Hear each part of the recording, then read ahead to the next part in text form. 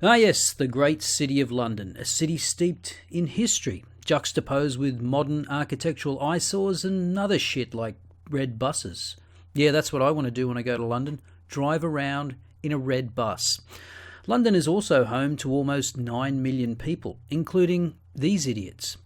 This footage comes from Black Pigeon Speaks. He was there on the ground to witness these emotional infants throw a tantrum because of President Trump's visit.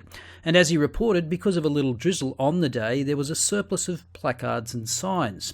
Now, call me cynical, but I suspect that if a little drizzle is enough to keep you away from protesting fascists, I question the strength of your convictions. It's almost as though it's just an exercise in virtue signalling for some. Now, before we get to the footage of unhinged psychos, let's back up a minute and have a look at the lead-up to Trump's visit and the words used by some prominent UK figures. For example, Sadiq, I've presided over a record-breaking level of violence in London, Khan, who thought fit to publish an article in The Guardian. It's un-British to roll out the red carpet for Donald Trump. The US president gives comfort to the far right. The Prime Minister should speak truth to power. Now, I almost feel sorry for Sadiq Khan because at this point he's so far down the woke rabbit hole, if he didn't write something like this, there would be articles written about him with titles like, "Why is Sadiq Khan so quiet about Trump's visit? Khan is giving cover to fascists by not calling out fascists." But Khan is no prisoner of the wokerati. He willfully engages in this kind of virtue signalling because that's who his base is. Donald Trump is just one of the most egregious examples of a growing global threat. The far right is on the rise around the world, threatening our hard-won rights and freedoms and the values that have defined our liberal democratic societies for more than 70 years. Viktor Orban in Hungary, Matteo Salvini in Italy, Marine Le Pen in France, and Nigel Farage here in the UK are using the same divisive tropes of the fascists of the 20th century to garner support, but are using new sinister methods to deliver their message. And they are gaining ground and winning power and influence in places that would have been unthinkable just a few years ago. So as you would expect, Khan hits all the right notes here for those that share the same echo chamber. Conflate anything right of centre as hard right, make the comparison to Hitler and Mussolini without mentioning their names, and of course don't address the real reason why there's been a swing towards right of centre governments. You know, with such antiquated ideas as enforcing borders. No, it's because they employ divisive fascistic rhetoric. Notice the implicit assumption that the citizenry is so ignorant that they fall for it. They are incapable of noticing facts and trends in their own communities and voting accordingly. And if that wasn't condescending enough, Khan made this short message for Donald Trump before his arrival. It's about 2 minutes long, but I'm just going to show the last part. The fight for gender equality shouldn't just be a fight for women and girls. All of us should be feminists, and that means men and boys too. It was Malala Yousafzai, the Nobel Prize winner, who said, "How can all of us benefit when half of us are held back?" That's why it's in all our interests to be feminists. If you believe that it's wrong that there's gender inequality, if you believe it's wrong that women are less than men, if you believe it's wrong that women are still discriminated against in 2019, then you're a feminist.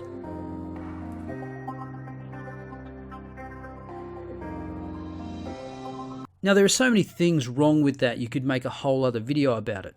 But I just can't understand how people think this appeals to a wider audience, especially since only about 9% of UK women consider themselves feminist. Now, of course, Trump is not one to ignore the bait, replying via Twitter in typical Trump style. Sadiq Khan, who by all accounts has done a terrible job as Mayor of London, has been foolishly nasty to the visiting President of the United States, by far the most important ally of the United Kingdom. He is a stone-cold loser who should focus on crime in London, not me. Khan reminds me very much of our very dumb and incompetent Mayor of New York City, de Blasio, who has also done a terrible job, only half his height. In any event, I look forward to being a great friend to the United Kingdom and am looking very much forward to my visit. Landing now. And of course many critics leapt on Trump's tweets as the type of childish response that you would expect from Donald Trump. And to be fair, Trump's Twitter tirades are often childish, but who is the bigger child here? Trump called Khan short, stupid and incompetent. He's right on 2 out of 3. Khan is incompetent and short, but not stupid, although given his comments on feminism, that's open to revision. Khan, on the other hand, likened the President of the United States, the UK's greatest ally, to the fascist dictators of the 20th century, responsible for the murder of 6 million Jews and the destruction of much of the continent. Khan is just playing a version of everyone I disagree with is Hitler, which makes him the bigger child in my book.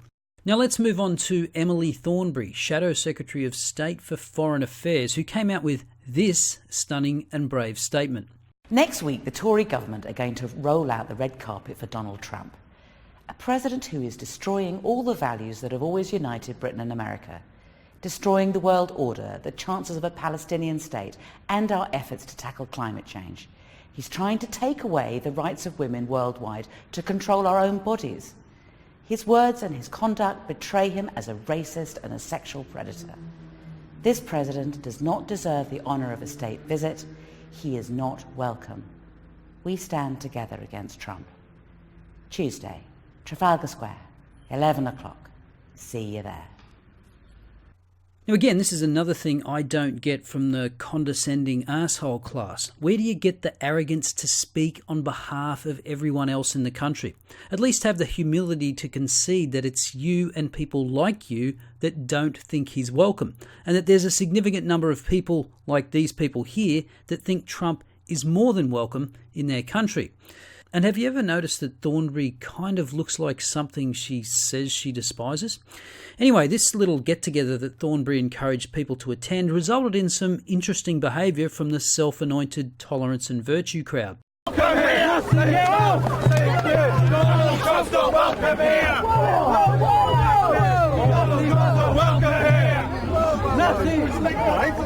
You act like that, you act like Donald Trump, so don't. You were right. You act like that.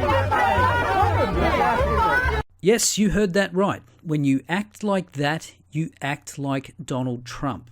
Yeah, because Donald Trump goes around pushing retirees over for the crime of having the wrong opinion. And of course, what would a good day out of Bash the Fash be without someone getting a good milkshaking? Scum! Nazi scum! Nazi scum! Nazi scum! Nazi scum! Nazi scum!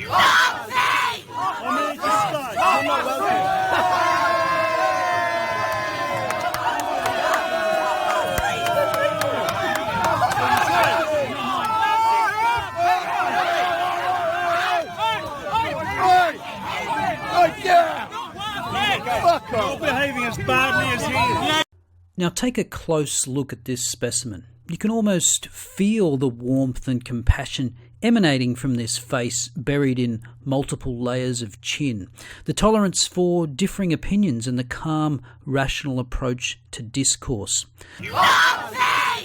Yep, no anger management issues there, just a delightful, happy, fulfilled young woman expressing herself in a positive way. I'll have more to say about her in just a moment. Anyway, this incident brought out more tolerance and understanding via insightful tweets like this one. My favourite part was when we chased Nazi scum from Parliament Square. Fascism has no place here or anywhere. Now, to this idiot's surprise, her tweet came in for a huge amount of criticism, pointing out that she and her mates are the actual fascists, which led to another insightful moment of reflection. Ended up having to delete my video since Trump supporters are too dull to see reason. Imagine being that deluded that you think throwing milkshakes over people, pushing them to the ground and chasing them away makes you the good guys and their targets the fascists. And not only did she delete the tweet and change her profile picture, she changed her Twitter address, but it didn't change the topic of her tweets, still celebrating how she owned the fascists. Now, the aforementioned Trump blimp lookalike Emily Thornberry was appalled at this behaviour, or at least she pretended to be. This is wrong and a stain on a great event. Well done to those who went to this Trump supporter's defence. This is not what we should ever be about. But increasingly it is what you're about. The last 2 to 3 years in the wake of Brexit and Trump's election have been one long tantrum, with the intolerance of your side growing gradually worse. And what of blimp lookalike number 2, who displayed such tolerance and compassion? Well, the internet did what it does and tracked her down. Turns out her name is Siobhan Pregent, who is a proud member of the I'm Offended by Everything Haircut Club. She runs her own consultancy business and most recently had a contract at University College London Hospitals coordinating clinical trials. A petition did the rounds calling for her to be sacked, and around 1,700 people signed it before she stepped down. The UCLH told the Mail that she left so as to save UCLH or the NHS any more negative attention. The petition now has 3,500 signatures. Now, I have no sympathy for this woman. This is what leftist snowflakes do all the time, and no doubt she'd be one of the first to sign if the shoe were on the other foot. But it's a sad state of affairs that this is what it has come to now. As Tom Slater wrote in Spiked, in less than 48 hours, the outraged became the target of outrage, and we all died a little more inside. But worst of all in this whole sorry tale is the diminishment of the word fascist and Nazi. It's a term that should be reserved for the most vile, bigoted people imaginable, but it's used as a casual insult for people who happen to have opinions that don't agree with the latest woke pronouncements. As Patrick West wrote in Spike this week, the misuse of the terms fascist and Nazi is not merely incorrect, it is starting to have serious consequences. If you keep telling people that pro-Trump or pro-Brexit types are fascists, they're going to start believing you and react accordingly. After all, fascists can't be reasoned with, and the only way to deal with them is through violence. Yet I wonder if Antifa and the Trump haters see the irony that it is they who are behaving like extremists, what with their fondness for street brawling and beating up people who dare to have different opinions. And so the 3-year-long tantrum continues, and just imagine if Trump gets re-elected and the Brexit Party hold the balance of power at the next UK election. How will the virtuous wokesters react then? As usual, let me know your thoughts in the comments below. I'll see you next time.